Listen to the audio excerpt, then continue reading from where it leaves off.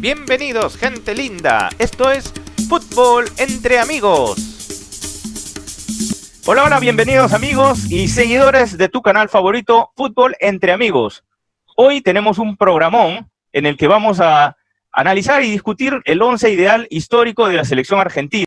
Para eso tenemos a nuestro acostumbrado amigo Carlos Quintini. ¿Cómo estás, Carlos? Muy bien, gracias por invitarme en esta oportunidad. Y también en esta oportunidad tenemos un experto en el fútbol argentino, que es el señor Fabián Armilio. ¿Cómo estás, Fabián? ¿Qué tal? Un saludo para todos, un placer de mi parte contar o participar en este programa. Bien, bueno, quiero entrar directamente a hablar del sistema que vamos a utilizar, porque armar una selección ideal de Argentina es muy complicada. No, tratar de incluir a todos los mejores a veces se hace imposible por la superposición de posiciones, valga la redundancia, y nos obligan a hacer quizás hasta esquemas un poco raros que no hemos escuchado. Mi primera elección para un sistema de la selección argentina, un 4-3-3 con carrileros, con laterales. Pero tú, Fabián, propusiste un poco hacer una defensa 3, dejar de lado los carrileros, los laterales, para aprovechar más los talentos de la ofensiva, ¿verdad? Sí, creo que es en ese caso lo más lógico. Bueno, todos saben ustedes que los esquemas siempre lo terminan los jugadores.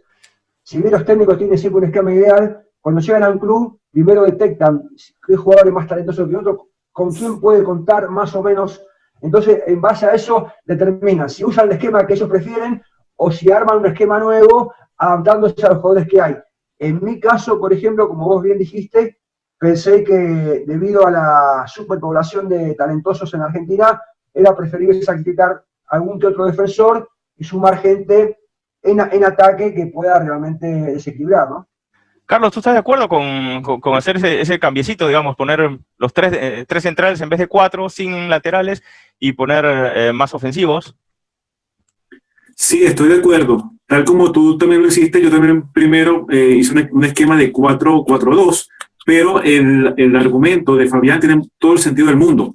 Argentina ha tenido tantos jugadores ofensivos destacados que vale la pena para este ejercicio hacer un esquema bastante más ofensivo, sacrificando los laterales para aprovechar más jugadores ofensivos. Tener un panorama mucho más amplio, lo que estamos diciendo, que no fue tampoco un capricho absoluto, sino que tiene también cierta justificación desde el punto de vista que los 3 defensores que hemos elegido han sido defensores muy aptos para la marca, y sumándole a Monti, creo que prácticamente los 4 hacen prácticamente una defensa completa, digamos, ¿no? Sí, en ese sentido, sí, pues debemos poblar un poco el mediocampo y hemos optado por hacer un mediocampo a rombo de 4 volantes, uno inamovible volante de contención que tiene que cubrir pues el centro, la izquierda y la derecha, tendrá que sacrificarse bastante, pero todos los demás bastante ofensivos y bastante de ataque, ¿cierto, Carlitos?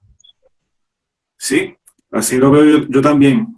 Un esquema donde en el mediocampo uno de los mediocampistas tendría prácticamente todas las responsabilidades defensivas y le deja la creatividad a los otros 3 mediocampistas que ya los conoceremos. Bueno, entonces la primera posición que vamos a ver es la posición del arco, Ubaldo Matildo Fillol. Bueno, todos sabemos de los pergaminos del Pato Fillol, campeón del 78, es elegido entre los 20 mejores arqueros del siglo por la Federación Internacional de Estadística de la FIFA. En fin, todo un bagaje de logros, de títulos y de características que hacen que podamos tomar a Fillol. Pero hay un arquero que se quedó en el tintero, que se quedó detrás, que es otro grandísimo y que para mí realmente fue bastante difícil escoger entre uno y otro, que es Amadeo Carrizo. A ver, Fabián, cuéntame, sí. ¿Por qué elegiste tú a Fillol y no a Carrizo? Miren, yo les comento algo. En primer lugar, ustedes vieron que, como hablamos de los delanteros que siempre se superponen con los otros delanteros en Argentina, pasa siempre igual. También pasa con los defensores y con los arqueros. Yo les comento algo que puede ser clave. Yo me crié en mi infancia con la figura de Carrizo como gran arquero de toda la historia. O sea que para mí tampoco fue fácil elegirlo a Fillol, porque yo sabía lo que era Carrizo, lo había visto jugar y tenía todo un bagaje de parte de nuestros mayores que condicionaba para la elección. Pero realmente lo que sorprendió de Filiol fue la cuestión de los reflejos. Yo realmente, personalmente, nunca vi un arquero con semejante reflejo y con semejante capacidad de resolver en un segundo situaciones que eran claves en un partido, que eran definitorias. Goles, como se dice normalmente, goles cantados. Que entonces, yo lo he visto sacar pelotas realmente inconcebibles, increíbles, que eran con destino de gol seguro. A partir de haberlo visto a Filiol, deseché esa imagen que tenía de Carrizo, sin anularla, porque sigue siendo para mí extraordinario, pero sí, en el tren de elegir a uno y a otro, las virtudes que mostró Filiol en el arco, más que nada en los 3 palos, han sido los que me han decidido en este momento. Lo eligen a él porque lo pudieron comprobar lo que ha sido Filiol, que hasta ahora no ha sido superado por nadie, simplemente eso. Carlos, dime, tú también te inclinaste por el Pato. Sí, para mí también fue difícil porque, como dice Fabián, Amadeo Carrizo tiene como un pedestal en la historia del fútbol argentino desde los años 50, y el único que se le ha podido comparar y posiblemente pues superarlo es el Pato Fillol. Y también para mí fue muy difícil decidirme entre uno de ellos. Tal vez el único criterio que yo puse por encima para escoger a Fillol fue que fue campeón mundial. También. Claro, ese es un buen argumento, aunque como siempre decimos, los campeonatos mundiales no se logran solos, pero en este caso claro, Fillol fue elegido el mejor arquero del torneo en el que fue campeón mundial, en el 78, ¿verdad? Entonces, es bueno destacar algo, ¿no? Es bueno tomarlo como un parámetro, pero no como un parámetro absoluto, el tema de los campeonatos, porque yo he visto en nuestro grupo, el fútbol histórico y muchos grupos más, que muchos le eligen a alguien porque ganó, simplemente porque ganó, como si hubiera ganado él solo, como si los demás 11 no existieran. Exacto. Entonces, este ganó, entonces es más que el otro. Y no es así la cosa.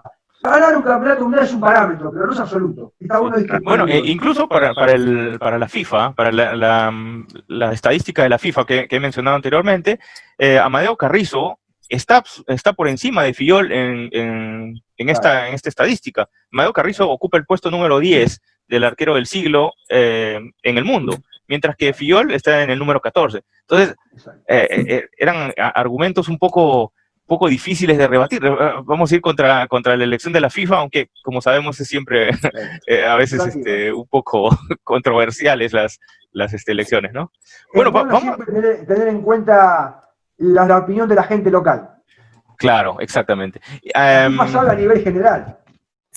A ver, pasamos a la línea de 3.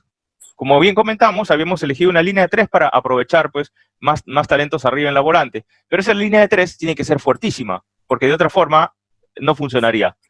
En ese sentido, ¿quién puede dudar de la presencia de Daniel Alberto Passarella como el más exitoso defensor de la Argentina? Estuvimos los 3 de acuerdo en que Passarella debería estar. Carlos, ¿tú tienes algún dato de Passarella que nos puedas contar? Bueno, Passarella fue el capitán del equipo campeón mundial del 78, también es un ídolo en el River Plate, y después también hizo un extraordinario, tuvo un gran trayecto en la Fiorentina de Italia, en el fútbol italiano. Extraordinario líbero, liderazgo, visión de juego, muy buen cabeceador a pesar de que no era muy alto, y un talento para cobrar tiros libres, bueno, impresionante. Especialmente sus características eran pues el liderazgo, el potente remate que tenía y el juego aéreo, que a pesar de no ser muy alto, tenía muy buen juego aéreo, un gran cabezazo, tanto en el área propia como en el área rival. ¿Verdad, Fabián? Sí, un aspecto para mí el más principal y el que más preponderante que hay que tener en cuenta siempre para un defensor es la marca, primero de todo. Entonces, Passarella tenía mucha marca y todos los atributos que le acaba de mencionar recién Carlos, todos los tenía. Fue el defensor argentino con más goles, también que muchos goles fueron de penal, pero que se proyectaba continuamente, hacía jugar a le daba una salida impresionante al equipo, ¿no? Sí, realmente no tienen discusión alguna Passarella en ningún tipo de encuestas, no, imposible. Bueno, ¿quiénes acompañarían a Passarella? Pues ya vimos, Passarella tiene 70 partidos en la selección, 23 goles, que lo convierten en el defensa más goleador del fútbol argentino y de la selección argentina también. Pero ¿quién acompañaría a Pasarela? Propusimos otro que fue una elección de nosotros tres, fue Roberto Perfumo. Cuéntanos algo de Roberto Perfumo, Fabián. Bueno, decía que tenía toda la marca que tenía Pasarela, la que tiene que tener un defensor, toda la capacidad de mando sobre su compañero, que también tiene que tener un buen defensor. No tenía la virtud de proyectarse como tenía Pasarela, ni el cabezazo de Pasarela, pero abajo era realmente un mariscal. Por eso que para mí no puede faltar nunca Perfumo en la selección, ¿no? Una de las grandes virtudes de Perfumo era sobre todo el quite y el sacrificio en la marca que tenía, ¿verdad? Carlos, ¿tú quieres agregar algo de Perfumo?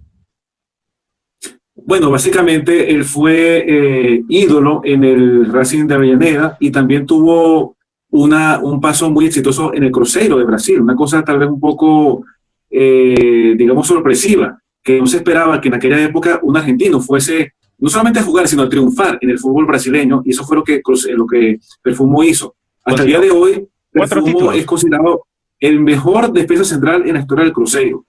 4 títulos con el Cruzeiro, entre ellos 3 veces consecutivas el Campeonato Mineiro, Sí. Roberto Perfumo, ¿no? También debemos mencionar los 3 títulos que tuvo con Racing, donde destaca pues la Libertadores y la Intercontinental. El tercer defensor pues fue un poco un dilema. Tú tenías como alternativa, Fabián, a Albrecht, a José Albrecht, y nosotros elegimos a Ruggeri. Y bueno, por una mayoría tenemos a Ruggeri. Pero cuéntanos un poquito de Albrecht, ¿por qué? Sí, porque Albrecht fue un jugador extraordinario por las cualidades técnicas que tenía, porque era todavía más creativo que Pasarela, como desde el punto de vista de un defensor. Tenía una capacidad de juego asombrosa. Albrecht, cuando San Lorenzo, por ejemplo, le hacía falta un número 5, mandaba a otro defensor a jugar de Albrecht y ponía a Albrecht como número 5. Si hacía falta un número 8, era como una especie de comodín. ¿Por qué eso? Porque los atributos técnicos que él tenía. Y antes de Pasarela, fue el defensor con más goles también. Yo estuve en la cancha el día que llegó al récord de goles, que se le había quebrado a don Victorio Spineto, que es un jugador de Vélez Sarsfield de hace mucho tiempo. Bueno, tenía gol, defendía como pocos, tenía juego, tenía mucho juego. Por eso que lo elegí sobre Ruggeri. Pero entiendo también que el peso, el plus que le daba a Ruggeri haber ganado un campeonato mundial, también podía influir. Por eso que respeto mucho la elección de ustedes. Yo también lo vi jugar a Ruggeri y destaco, por supuesto, como en Perfumo, la marca, principalmente la marca. Y después, mucha capacidad de mando. Era una cosa muy parecida a Perfumo, más adaptado a un fútbol más moderno, con el plus de haber ganado un campeonato mundial. Yo creo que una virtud de Ruggeri era, aparte de tener, pues, de conformar esa línea de 3 que estamos armando con un muy buen juego aéreo, era la vehemencia vehemencia y coraje con el cual marcaba, que lo hacía un gran defensor en ese sentido. ¿Cierto, Carlitos? ¿Qué dices? Sí. Ruggeri fue muy firme, un pilar fundamental en el equipo campeón mundial del 86 y también se destacó en el mundial siguiente, en el mundial del 90. Y bueno, recuerdo que inclusive después del retiro de Maradona de la selección, Ruggeri tomó el liderazgo de Argentina y fue el capitán y líder de Argentina en los primeros años 90, cuando Argentina ganó 2 Copas América seguidas. Recuerdo que él también ganó el premio del mejor futbolista sudamericano del año 91, cuando jugaba en el Vélez Sarsfield. Entonces, bueno, en mi opinión, yo lo escogí a Ruggeri, pero todos los argumentos que dijo Fabián sobre Albrecht son totalmente válidos y me ha gustado mucho escucharlo porque realmente yo no era muy conocedor de Albrecht. Bueno, en verdad en esa defensa, pues teniendo a Pasarela y a Perfumo, digamos que Ruggeri le aporta un poco de cosas distintas, una característica distinta a esa defensa, como acabamos de mencionar, el coraje, la vehemencia, la potencia, la talla quizá, la potencia física, porque Perfumo y Pasarela no eran tan altos, en cambio Ruggeri pues es altísimo, ¿no? Además es cabezón. Bueno, en esa saga que mencionamos tenemos tres defensas, pero dejamos de lado los carrileros. A mí particularmente me parecían importantes, pero sin embargo creo que más peso tienen los volantes ofensivos. En ese sentido, dejamos de lado a Javier Zanetti, un portento físico, y a Silvio Marzolini, un fuera de clase en el lateral izquierdo. Conocer algo de Marzolini, Fabián. A ver, cuéntanos un poquito de ese extraordinario jugador que era Marzolini. Sí, como lateral izquierdo, lo más grande que tuvo Argentina, por sobre Sorín y por sobre varios otros, porque tenía dos virtudes fundamentales. Primero, la marca como defensor, eso no hay que olvidarlo nunca. Eran tres virtudes las que tenía. La marca como defensor, la proyección sin ser carrilero, era un defensor que se proyectaba continuamente y a veces llegaba al gol, muy de vez en cuando, pero muy parecido a Nilton Santos, el brasileño. Son prácticamente contemporáneos. Cuando Nilton dejaba el fútbol, aparecía Marzolini. Fue convocado 2 veces para integrar el resto del mundo. Jugó al lado de Beckenbauer. De las 2 veces que fue convocado, solamente pudo ir a una y se dio el lujo de jugar con Beckenbauer, haciendo defensa con Beckenbauer. Un jugador extraordinario. Lamentablemente, por razones que dijimos, tenemos que dar paso a otros talentos que son más ofensivos, pero indiscutiblemente el mejor lateral izquierdo que tuvo Argentina. Carlos, jugó 2 mundiales, Silvio Marzolini. 62 sí, y 62. Sí. Inglaterra 66. Incluso en el Mundial del 66, Marzolini fue considerado el mejor lateral izquierdo de ese Mundial. Exacto, eso es lo que por sobre el mítico Jacinto Facchetti, ¿no? que también jugaba ese Mundial. Sin embargo, Marzolini lo supo superar. Una marca firme, pase preciso, calidad y una muy buena visión de juego, organización y salida para el equipo. Una característica de Silvio Marzolini que nos da un poco de pena dejarlo afuera de un equipo titular. Pero bueno, No. Javier Zanetti ni hablar, conocemos también a él por tanto físico que era, tantos títulos con el Inter, en el 2010 campeón de la Champions League, campeón de la Intercontinental también, de la Liga Italiana, en fin, todo un recordman en el Inter. Otro de los que pues debieron entrar, pero por lo que hemos mencionado se quedan un poquito rezagados. En el volante tapón, Fabián, ¿a quién habíamos escogido? Y a Luis Monti, bueno, tiene todas las cualidades por varios motivos. Sacrificio,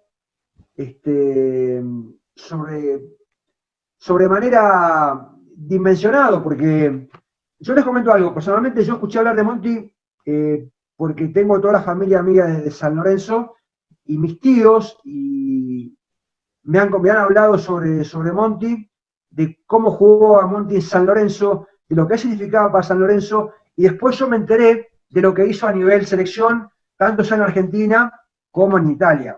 Exacto, Monti jugó en la final del 30 y en la final del 34, exacto. La del 30 por Argentina y la del 34 por Italia, ¿no? Y no es que haya hecho más en una o en otra, sino que la diferencia fue que una fue campeón y otra fue subcampeón. Impresionante, porque Monti es el único jugador en haber jugado 2 finales con 2 selecciones distintas y también con 2 resultados distintos.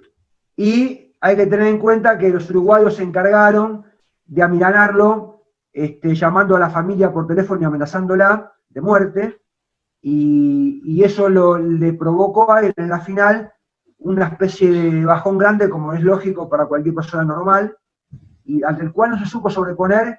Por eso es que tuvo en esa final un papel que no era el esperado por todos. Digamos que se esperaba más de Monti en la final del 30, ¿no? Exacto, pero que digo que no fue un capricho, sino que estuvo condicionado por la amenaza a la propia familia, ¿no? No es para nada una tontería, digamos.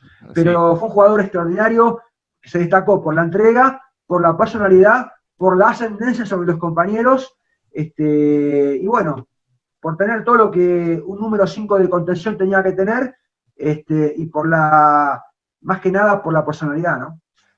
Carlos, ¿tú tienes algún dato que nos puedas agregar con respecto a Monti? Bueno, yo más bien me gustaría hablar rápidamente de otros aspectos de Monti. Le llamaban doble ancho porque él cubría muy bien todo el área del círculo central. Tenía un alcance y un recorrido y una resistencia física impresionante Toda la recuperar, franja horizontal la podía barrer. cubrir. Exactamente. Entonces, bueno, yo particularmente lo considero entre los mejores contención del mundo de todos los tiempos, pero entre los mejores tres. Es decir, es realmente un jugador extraordinario en su posición. Quería agregar un detalle de lo que dijo Carlos. Sería bueno, después que en todo caso nos puedas pasar la información, Carlos, del tema del doble ancho, porque yo desde chico, desde mi familia, todo, siempre supe que era por la espalda. Sí, bueno, en verdad hay un poco de discusión que era por lo espaldón que era Monty, o también porque podía cubrir con la misma facilidad toda la franja horizontal. Ahora, quería agregar yo algo con respecto a lo que comentó Fabián en la final de 1930. Monty no solamente fue amenazado en la final de 1930, en la cual Argentina estaba ganando al final del primer tiempo 2-1, sino que también fue amenazado en la final del 34 por el régimen de Mussolini. O sea, ellos tenían, en el 30 tenían que perder para que él no sufriera algún tipo de daño. Pero en el 34 tenía que ganar, tenía que conseguir el resultado opuesto. Y hay otra diferencia también. Una cosa que te amenace un dictador, en todo caso, si te matan a vos, otra cosa amenaza a tu familia. Es distinto. Sí. Bueno, jugó 2 finales, ambas amenazado, con resultados distintos, como acabamos de ver, ¿no? Campeón con el Huracán, campeón 3 veces con San Lorenzo, en el 23, 24 y 27, y campeón con la Juve también. Fue a jugar a Italia, después del Mundial del 30, en el 31, se fue a Italia, y fue campeón con la Juventus también, 4 veces consecutivas campeón de Serie A. Pasamos a lo más interesante que habíamos planteado, esta diversificación de jugadores de ataque y volantes ofensivos, en la cual pues, habíamos considerado a José Manuel Moreno como una primera alternativa en volante por derecha. Carlos, cuéntanos de José Manuel Moreno.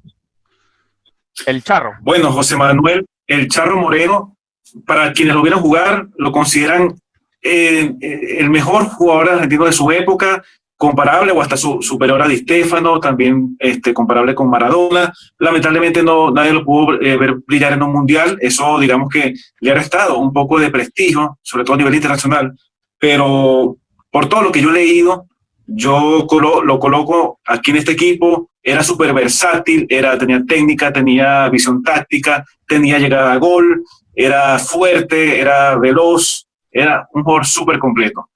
Ahora, el hecho de que José Manuel Moreno no haya llegado a un mundial no fue por culpa ni de la selección ni suya, sino que tuvimos la guerra mundial en el medio, y aparte en los mundiales del 38 y del 50 la Federación Argentina decidió no acudir a los mundiales.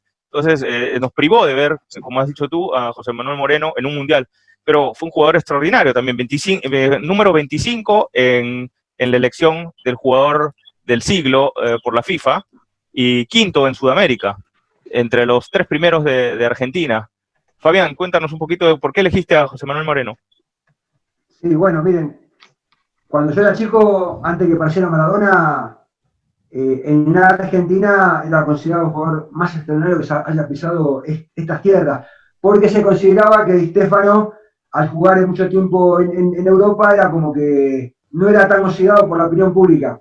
Pero de todos modos, bueno, las cualidades como las que dijo Carlos son evidentísimas, son recontracomprobadas. Yo le agregaría una disposición física notable, una contextura física apta para el fútbol, como la tuvo Pelé, don de mando, personalidad, técnica, visión de juego, cabezazo, estrategia. Era súper completo. Era un jugador súper completo. El más completo el más, se puede decir como completo, más completo que Maradona incluso. Pero lo que pasa es que Maradona superó en talento, evidentemente, y en varias cosas más. Pero lo que hizo Di Stéfano fue extraordinario. No, José Manuel Moreno. Moreno extraordinario. A mi entender, en los 4 mejores de Argentina, son Maradona, Messi, Di Stéfano, él, y yo agregaría a Sívori como quinto, pero y bueno, no hay palabras. Ese no puede estar jamás fuera de un ninguna selección argentina, y yo diría hasta por lo menos suplente a nivel mundial, ¿no? Carlos, él estuvo desde el año 36 hasta el año 50 en la selección argentina, jugando 34 partidos.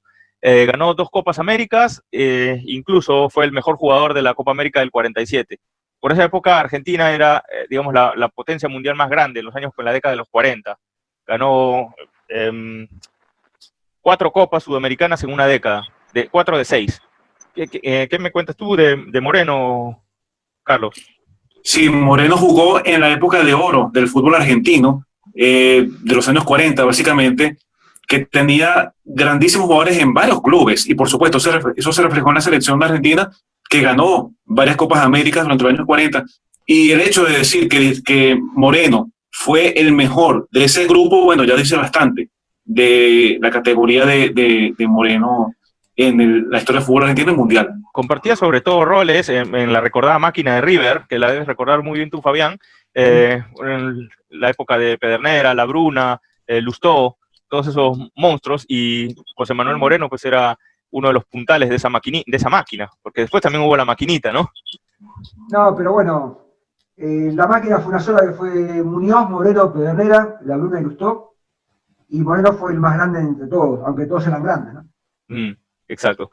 Bueno, continuando con la volante, pues casualmente lo acabamos de nombrar, a don Adolfo Pedernera, como un volante retrasado, digamos, atrás del punta de lanza, podríamos considerarlo como un enganche. Don Adolfo Pedernera, otro grande de esa máquina de River en los años 40. Fabián, háblanos un poquito de don Adolfo Pedernera. Sí, Pedernera, la más grande virtud que tenía era de ser estratega.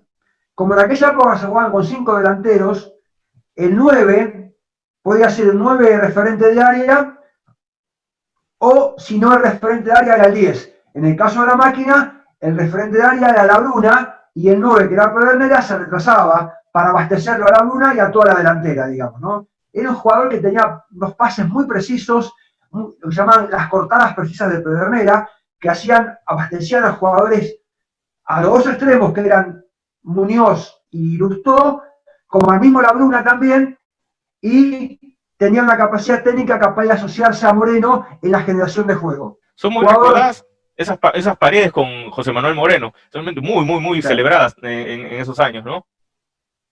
Es lo que daban la primera puntada para lo que después se generaba en ataque, ¿no? Generalmente eran paredes entre Moreno y Pedernera, y la estocada o el pase profundo filtrado de Pedernera hacia los wings o hacia el mismo La Bruna. Pero siempre tirado atrás. Y también de vez en cuando llegaba también al gol, ¿no? Evidentemente. Ahora, Pedernera no solamente era la máquina de River, sino también la selección, Carlos, ¿verdad? Sí. En la selección también Pedernera jugó, pero recordemos que también tenía mucha competencia con otros grandes delanteros de la época, como René Pontoni, el San Lorenzo, y otros delanteros. Norberto Méndez, por ejemplo, en fin, Más Antonio, del Huracán también, en fin, era muy difícil armar la selección argentina en aquella época porque se quedaban fuera extraordinarios jugadores. Pero Pedernera sí jugó bastante también. Y en esa época se quedan tantos jugadores afuera, imagínense que nosotros tenemos que armar pues un histórico de todos ellos. Para mencionar lo que pasó en la selección, que al tener realmente un 9 referente de área y jugador completo como Pontoni, ya Pedernera quedaba de lado, porque ya había un 9 definido y, digamos, podía pasar, digamos, a asociarse en el circuito colectivo de juego sin necesidad de tener a alguien que lo abastezca la selección en esa época, ¿no? Así que bueno, de todos modos, fue un extraordinario jugador que amerita, por supuesto, como otros jugadores, están en el equipo titular, ¿no? Él obtuvo las Copas Américas del 41, del 45 y del 46, siendo seleccionado como mejor jugador de la Copa América del 46. Además, es el 12º jugador para la estadística de la FIFA de Sudamérica, el 12º mejor jugador de Sudamérica para la FIFA. Ese fue don Adolfo Pedernera, un grande de esa época del fútbol argentino. Continuando. Lo último que quería agregar es que al estar René Pontoni en la selección, Pedernera pasaba a jugar como La Bruna en River. Pasaba a jugar como número 10, pero más retrasado. Cambiándonos todo el... La delantera ideal de Argentina era esta: Boyé, Moreno, Pontoni, Martino, Pedernera de suplente de Martino. Rinaldo Martino, otro Justo grande. cuando Martino no jugaba Pedernera al lado de Pontoni como número 10. Simplemente eso. Ok, y es casualmente como lo hemos ubicado. Y bueno, no es que le esté quitando el número 10 al único 10 que tuvo la selección argentina, sino que simplemente queremos correr a Maradona a una posición en la que también se sabía desenvolver. No podemos hacer un 11 ideal de la Argentina sin tener a Diego Armando Maradona. No, ni siquiera mencionar cosas de Maradona, porque todo el mundo lo conoce, todo el mundo sabe quién fue Maradona, el gol más extraordinario de los mundiales. En fin, yo no podría agregar nada nuevo sobre Diego Armando. ¿Alguno de ustedes podría hacerlo? No, la verdad que no.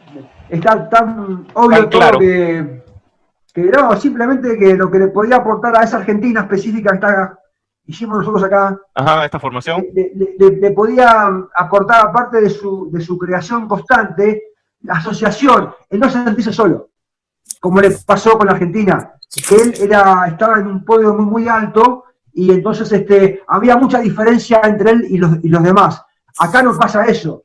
Acá podía destacarse como lo que fue siempre un genio, el más grande que tuvo Argentina, pero no estando solo, sino acompañado también de otros genios. Esa es la única que se puede aportar, nada más que eso.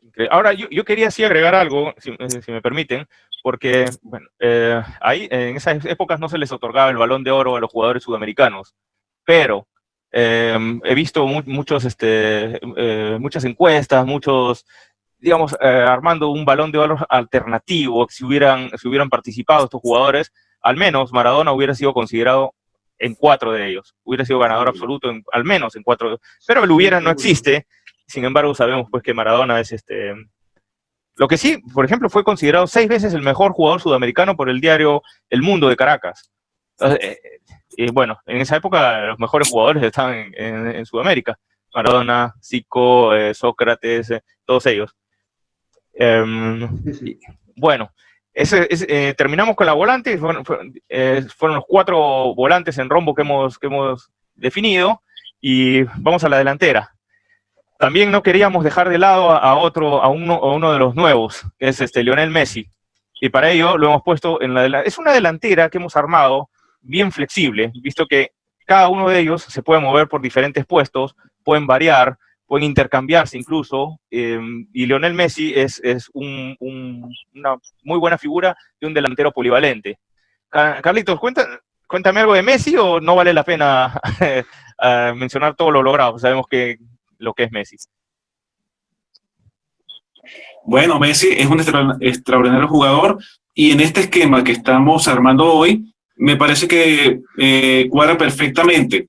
Estaría como un puntero derecho, pero no, digamos, de la forma tradicional, que llega por las bandas hasta la línea de fondo y centra, sino que hace lo que todos vemos de Messi domingo tras domingo. Recibe la pelota bastante cerca de la banda y entra en diagonal, se va entrando en diagonal, y bueno, hace su juego, que sabemos que el juego de Messi está lleno de magia, de imprevisibilidad y fantasía, y bueno, todo aquello que nosotros conocemos de Messi. Ok, yo no quiero entrar en dimes y diretes de quién fue mejor, si Messi o Maradona.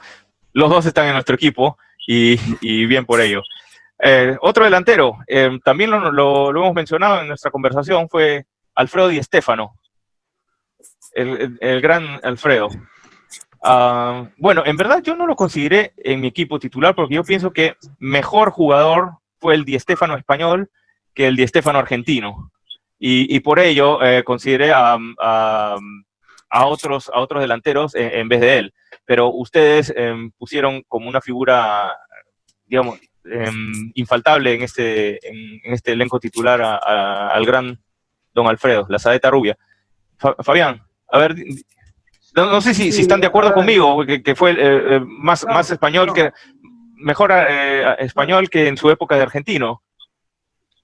A ver, yo te digo algo. Di Stéfano, Messi, Maradona, para mí no hay mucho por hablar, porque ya lo dicen todo por sí mismos. Pero sí agregar algo, con respecto a lo que vos decís. Di Stéfano tuvo un sudamericano espectacular acá en Argentina, y en las épocas de River y Huracán también sobresalió. Lo que pasa es que en España alcanza la madurez futbolística. Al alcanzar la madurez futbolística siempre va a tener un nivel superior, por supuesto. Y se hace mucho más ganador también, ¿eh? Sí, está bien, un plus más, digamos, un plus más. Jugando en un equipo que fue en el siglo XX el más importante siempre, en el siglo XX. Tengamos en cuenta y con jugadores al lado que eran extraordinarios también. Pero bueno, yo apunto más a eso. Apunto primero a que las cualidades que él tuvo las generó acá en la Argentina, o sea, desde que era chiquito hasta que se fue. Segundo, que al alcanzar la madurez que él tuvo, amerita de un modo notable estar en esta selección por lo siguiente, porque él ha sido un jugador que se destacó por 3 cosas fundamentales. Por la técnica que tuvo, por no solamente jugar él, sino que hacer jugar a los demás, abastecer a los demás, y por llegar al gol él. Y muchas veces, tiene infinidad de goles Di Stéfano. Eso lo sabemos todo. Y después de eso, agregarle todo el plus que vos quieras. Agregarle el plus de los títulos, agregarle de los balones de oro, agregarle muchos plus. Pero para mí lo esencial es la técnica en primer lugar, cómo utilizó la técnica para generar juego. Para aportar en el equipo. Bueno, y por, digamos, lo que significó para el fútbol, no solamente argentino, sino mundial. Para mí es como Maradona y Messi, está fuera de todo análisis. Digamos. No, sí, estamos de acuerdo en eso. Claro. Quería agregar que Di Stéfano, además de todo lo que dijo Fabián, fue un jugador súper completo tácticamente. Comenzó jugando como delantero centro, pero poco a poco fue desarrollando su fútbol y prácticamente se convirtió en un jugador todoterreno. Tal vez fue el primer jugador realmente total del fútbol mundial. ¿Recuerdan a Johan Cruyff? Bueno, Di Stéfano fue Johan Cruyff 20 años antes. Y bueno, para cerrar el equipo, el wing izquierdo. Muchos dirán que este jugador no fue un wing izquierdo, porque donde triunfó realmente, siendo campeón mundial, fue como número 10. Se trata del matador Mario Alberto Kempes. Pero Mario Alberto Kempes comenzó como wing izquierdo, Fabián, ¿verdad? Tú me lo mencionaste. A ver, él debuta como número 9 en el Instituto de Córdoba, que en ese momento tenía a Ardiles como compañero de número 8. Instituto de Córdoba nunca había jugado un campeonato nacional en la Argentina, era la Liga Cordobesa. Cuando Ardiles y Kempes empiezan a jugar juntos en ese club, más otros también jugadores muy buenos en la delantera, Instituto asciende de tal manera que logra llegar al campeonato nacional argentino. A los pocos partidos de debutar Instituto en el campeonato nacional, yo tuve la oportunidad de verlo a Kempes, Instituto con San Lorenzo acá en Boedo, un 2-2, en el cual los 2 goles lo hizo él, y yo me quedé impactado con ese jugador. Al poco tiempo lo compra central, y ahí de central pasa a jugar de 11. ¿Por qué 11? ¿Recuerdas Porque ya tenía un 9 muy bueno central, tenía un 9 muy bueno, y aprovechando que él era zurdo, como que empezó zurdo, lo pasa a jugar de 11. Pero era un 11 que arrancaba por izquierda, podía desbordar por izquierda, pero hacía muchas diagonales. Y llegaba al gol.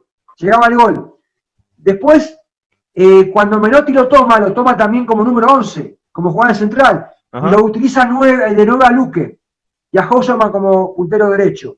Ok, en la selección del 77, digamos. Sí. Antes del Mundial.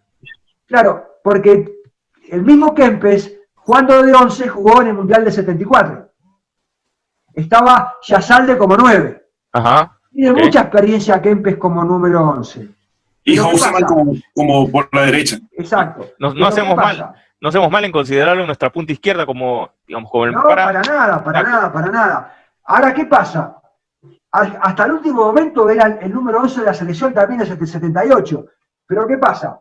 El jugador Valencia, que era el número 10, no terminó de convencerlo a Menotti para la final. Entonces dijo, hagamos algo, bajémoslo a Kempes de número 10, que puede hacerlo tranquilamente porque es zurdo y porque juega asociadamente en ataque, y pongámoslo a Oscar Ortiz, que era un win-win realmente, un puntero izquierdo notable, que desbordaba siempre era muy difícil pararlo, era como Houseman en la derecha, y Menotti pasa a hacer un 4-3-3, pero en ataque para hacer un 4-2-4.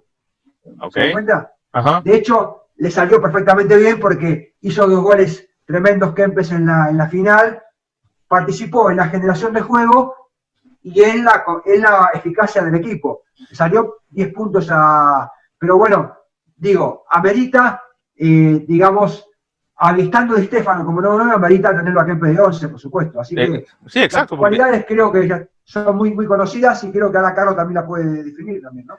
A ver, aparte de lo que has mencionado, Fabián, y del Campeonato Mundial del 78, donde fue elegido el mejor jugador, Kempes gozaba de una zurda potentísima y una potencia física impresionante, lo cual lo hacía llegar al gol muy fácilmente y cumplir estos roles, bueno, en este caso el número 11 que le hemos asignado, de una manera pues brillante.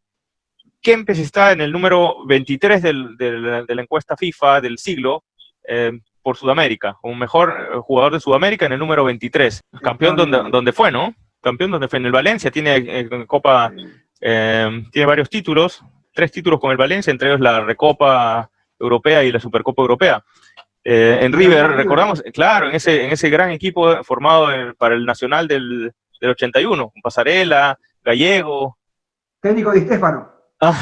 Técnico Di Stéfano, el que es su compañero de delantera en nuestro equipo. Bueno, hemos elegido así el 11 ideal del equipo argentino, seguramente muchos nombres que se quedan afuera. Ángel Labruna, un grandísimo jugador, quizá al nivel de todos ellos, que si entra uno y sale otro, quizá no pase nada en calidad, ¿verdad? Carrizo, Zanetti, Marzolini, Tucho Méndez.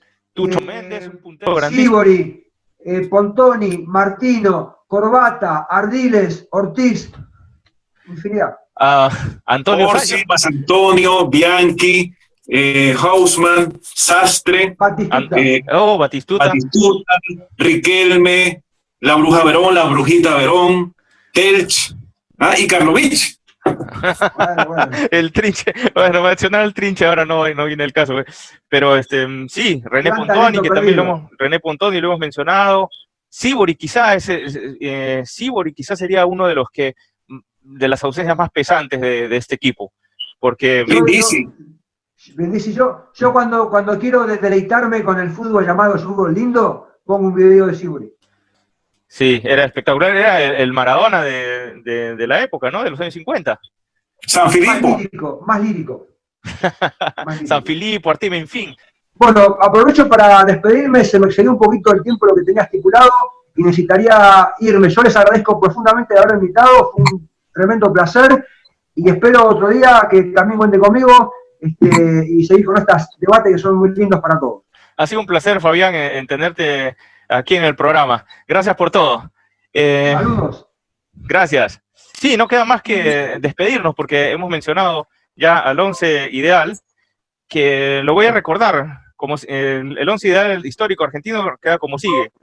Fillol en el arco, 3 defensas centrales, Roberto Perfumo, Ruggeri y Daniel Alberto Pasarela, el volante de contención, Luis Monti, 3 volantes ofensivos, José Manuel Moreno, Adolfo Pedernera y el Diego Armando Maradona, y en la delantera, Lionel Messi, Alfredo Di Stéfano y Mario Alberto Kempes. Realmente un equipazo, ¿eh? Sí, antes de ya despedirme, quería hacer un pequeño comentario, porque muchos dirán, bueno, yo no hablé nada de Maradona. Yo solamente tengo que decir lo siguiente. Hasta el año 86 yo no sabía nada de fútbol, no me gustaba el fútbol, yo era muy pequeño y me comenzó a gustar el fútbol justamente con el Mundial de México 86 y por supuesto que fue por Maradona, es decir, Maradona es el motivo por el cual yo estoy enamorado del fútbol desde el año 86. Todo lo que me gusta, todo lo que yo sé, todas las ganas que yo tengo de investigar todo el tiempo, se lo debo a ese extraordinario jugador que fue Maradona. Bien, amigos, hemos armado así el 11 ideal histórico de la selección argentina. No me queda más que despedir el programa, decirles que se suscriban a nuestro canal, les den like, compartan los videos y pues será hasta la emisión de un próximo programa. Hasta la próxima. Fue un placer participar. Chao, Carlitos. Chao.